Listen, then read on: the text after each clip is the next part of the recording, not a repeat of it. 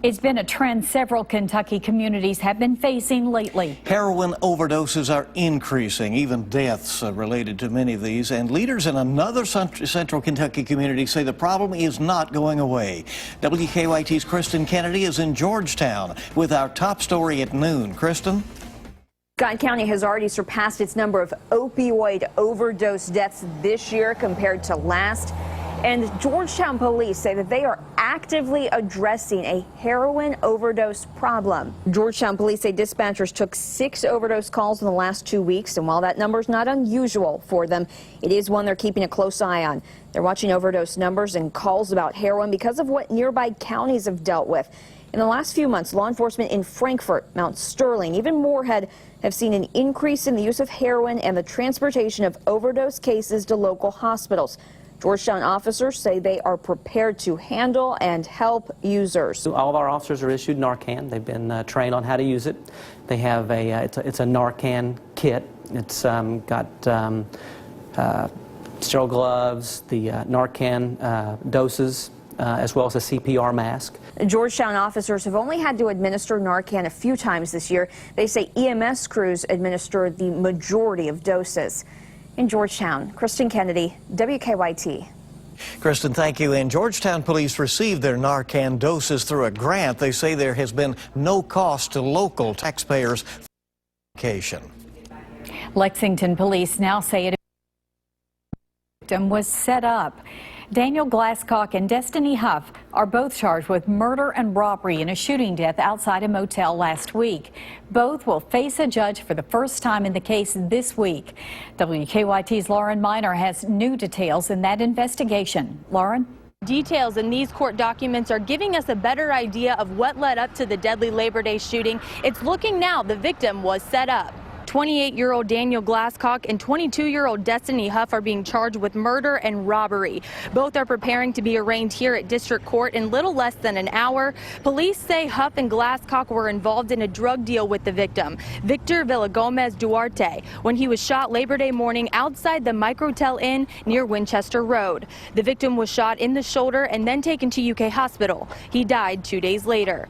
According to Huff's arrest citation, she was with the victim at the time of the shooting. She told police he was shot during a robbery and identified one of the people involved based on his face tattoo. Police used the description to identify Glasscock as being the driver of the suspect vehicle. Huff is being charged because police say phone records show she called the victim before the shooting and then called the suspects. Documents also show that Huff called the suspects multiple times after the shooting as well. In her arrest citation, Huff claimed that there was a third person involved and that the passenger shot the victim. Police are still investigating that claim. Reporting in Lexington, Lauren Miner, WKYT. Now, Huff and Glasscock are both preparing to be arraigned at district court at 1 o'clock today. This morning had a crisp fall feel to it. Really nice out there. But the temperatures are expected to climb as the week continues. And WKYT meteorologist Micah Harris is live at our First Alert Weather Center with a look at this very pleasant forecast. Listen, we reached 49 degrees in a couple of spots. That does include Madison County early this morning on Kentucky Mesonet. So things were really chilly in some spots early this morning. Now we're seeing a lot of sunshine. Looks fantastic. And that's not just for us. I mean, look across the Ohio River Valley. Look for about half of the United States. This huge dome of high pressure. We talk about it all the time, how it just makes our weather really, really nice. Not just clear, but also with those temperatures looking pretty good outside. We are in the 70s. Actually feels quite nice. And we'll finish off there in the low to mid 80s once it's all said and done, but it's low humidity. That's helping us out big time today. Looks like it's going to help us out again tomorrow with dry skies as well. Now going off toward the next few days, it's going to be a different story. You'll start to see those temperatures on the rise, little bit of humidity, nothing that's scorching outside, and really overall pretty quiet pattern. However, there are rain chances. I'll show you those very small rain chances coming up in a few minutes. Okay, Micah, we'll see you in a bit, and thank you. And new at noon, firefighters in Tennessee say at least 9 people are dead after flames destroyed a home in Memphis. Fire Lieutenant Wayne Cook says 4 adults and 3 children died in the fire early this morning. 2 other children died after being taken to the hospital, and another child is in extremely critical condition this afternoon. Investigators are still trying to figure out what caused the fire. Crews say it took them about 15 minutes to put out the blaze.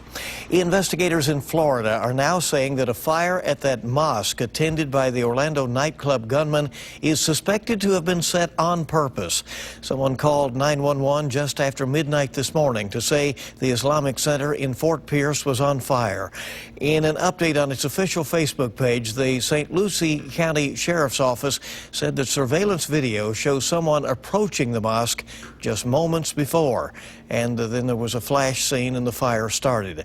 The mosque was attended by Omar Mateen, who opened fire at the Pulse nightclub on June 12th in a rampage that left 49 victims dead and 53 others wounded.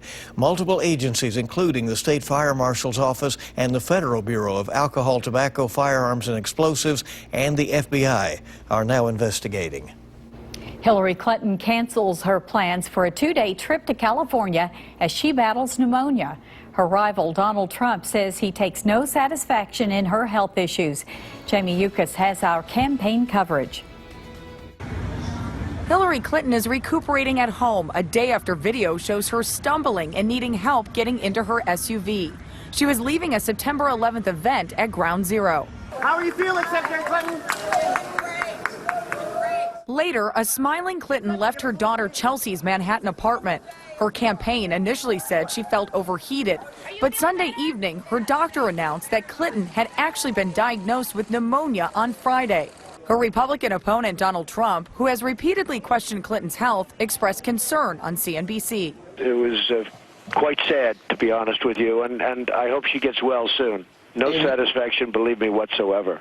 Clinton is 68, Trump is 70. Neither has released their medical records, although Trump said this morning he did have a physical last week and plans to release those results soon. He also released a new ad attacking Clinton's comments last week at an LGBT fundraiser, where she insulted half of Trump's supporters. You could put half of Trump supporters into what I call the basket of deplorables. The racist, sexist, homophobic, xenophobic, Islamophobic, you name it. People like you, and you. Deplorable. Clinton has said she regrets the comments. Jamie Yukas, CBS News, the White House. Now, Trump's campaign says it will begin airing the ad in the battleground states of Ohio, Pennsylvania, North Carolina, and Florida this week. Over the next 10 years, the U.S. is facing a doctor shortage of close to 10,000. Emergency Department Dr. Ryan Stanton says one reason for that decrease in doctors is what he calls compassion fatigue, the chronic repeated exposures to death and to suffering and illness. Dr. Stanton did a video diary for WKYT News over the Labor Day weekend to give us a glimpse of what ER doctors really deal with on an everyday shift.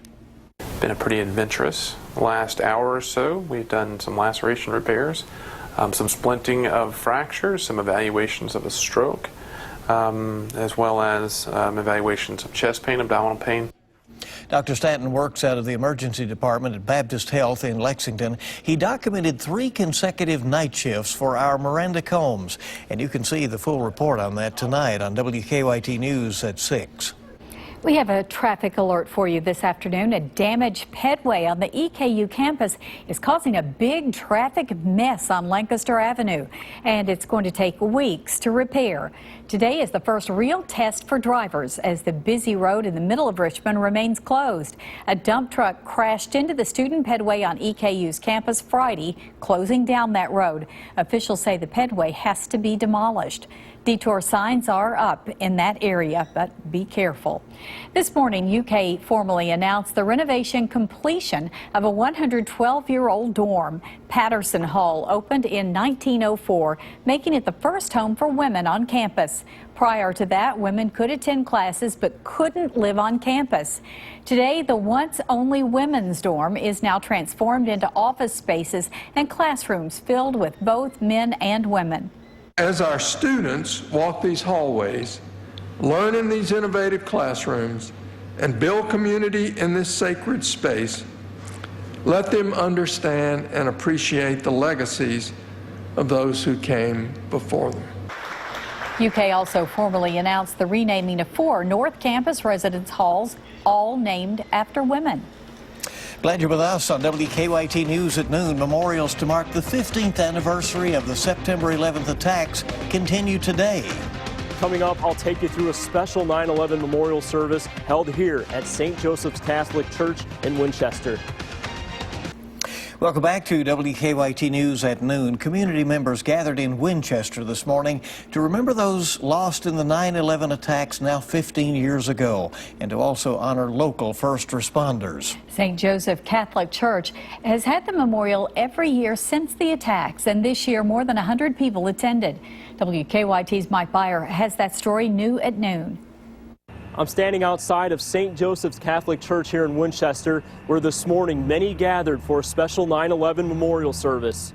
The church has held a service every year since 9/11. It starts with the Parade of Helmets. This is where helmets worn by Winchester and Clark County first responders are placed on a special table. After that, a mass takes place where the victims of 9/11 are honored. The service then wraps up with a blessing for all the first responders. Jim Barlow has been running the ceremony for 14 of the 15 years. He says it's very important to the local community. Our purpose is to thank the first responders in Winchester and Clark County that take care of us, and we like to say thank you to them and also remember the lives that were lost on September 11th in 2001. Now, Barlow tells me he's very pleased with how much the service has grown over the years. He tells me the very first service back in 2001 had 30 people. This year, there was nearly 200 in attendance. In Winchester, Mike Beyer, WKYT. Now, after the service, a special luncheon is held for all who attend. Some world news this afternoon. A ceasefire goes into effect at sundown this evening in Syria. The deal brokered by the U.S. and Russia would slow the deadly violence and allow some much-needed humanitarian aid to reach neighborhoods destroyed during the 5-year-old war. If this truce holds for a week, Russia and the U.S. will carry out coordinated airstrikes against ISIS. Well, we have a new Miss America. Miss Arkansas is our new Miss America. After impressing judges with a jazz dance routine and her response to questions about presidential candidate Hillary Clinton, Savvy Shields was crowned Miss America 2017 in Atlantic City, New Jersey last night. This year's first runner-up was Miss South Carolina, who was followed by contestants from New York, Washington, and Mississippi. And by the way, Miss Kentucky, Laura Jones, made it all the way to the top 12.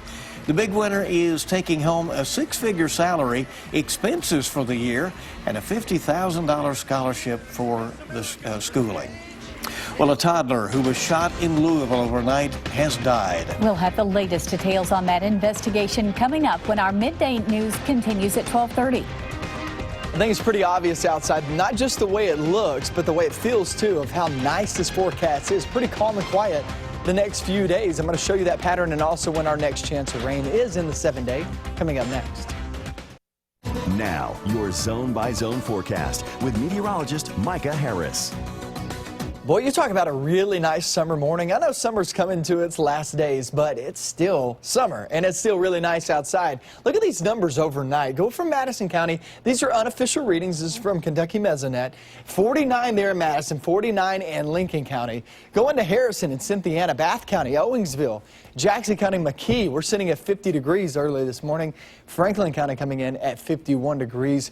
We finished up right here in the mid-50s here in Lexington, and look where we are. Upper 70s to around 80 degrees in virtually all locations at this moment. We will finish off low to mid 80s, kind of depending on where you are, is once again, but a lot of sunshine. That is the common denominator. Everybody will be dealing with the sunny skies once it's all said and done. Now, as we travel through your day, we're going to be seeing those temperatures right there in the low to mid 80s. Then we head off towards your evening. Evening, there's no problems. Remember, sunsets at 7:50 just before we hit 8 p.m.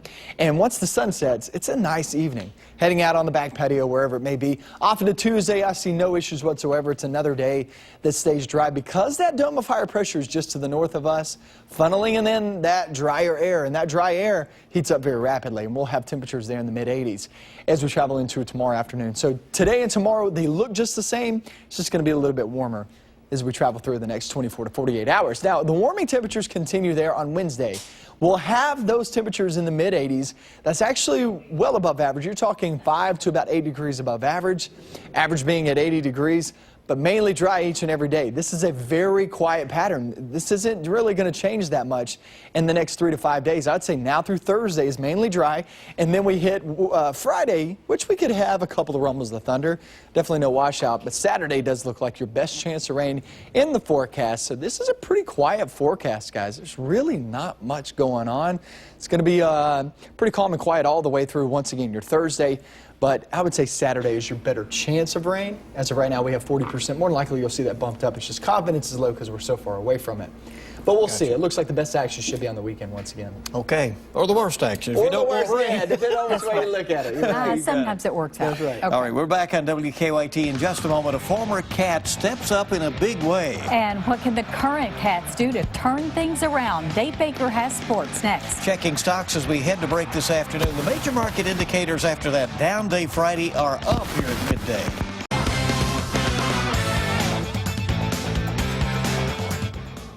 During this run-up to the 2016 season, Kentucky's players have certainly talked a good game, but haven't come anywhere close to playing one. Saturday's domination by the Gators, a worst-case scenario for Drew Barker. The Kentucky quarterback completed just 2 passes for 10 yards. He was picked off 3 times by Florida before being yanked in the third quarter for backup Steven Johnson. Yeah, I mean, we definitely need to learn from, what has happened.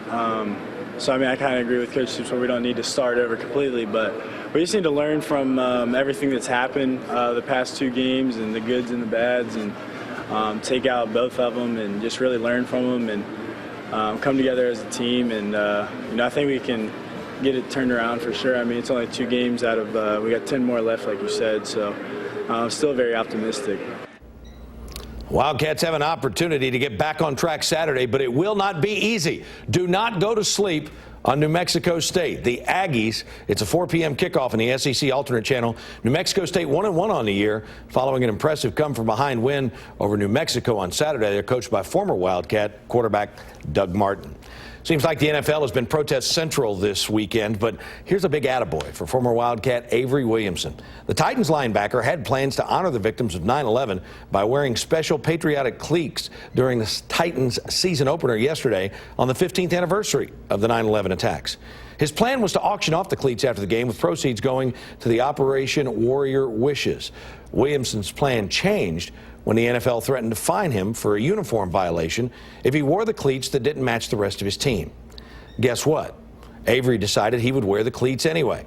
After several New York and New Jersey law enforcement associations reached out to Avery to let him know they would be willing to pay whatever fine the NFL imposed. It's okay for the NFL to go ahead and protest what you don't like out there in the country, but boy, don't wear shoes different than your teammates. Kudos to those folks. Kudos to Avery Williamson for going through with that yesterday. A lot more coming up throughout the day, including we'll hear from Mark Stoops as he gets the Cats set for the Aggies. That's coming up a little bit later in sports, guys. But for now, that's a look at sports on this Monday. Okay, thank you, Buzz. It was a tough game there on Saturday, yes, for it sure. was. And there's more to come in our next half hour of WKYT News at noon. A toddler who was shot overnight in Louisville has died. I'm in Berea, where police say an accidental call to 911 led to the arrest of 2 men. Coming up at 12:30, we'll tell you about the charges they're facing. Tomorrow's Mega Millions jackpot is $122 million, and Wednesday's Powerball jackpot is $222 million.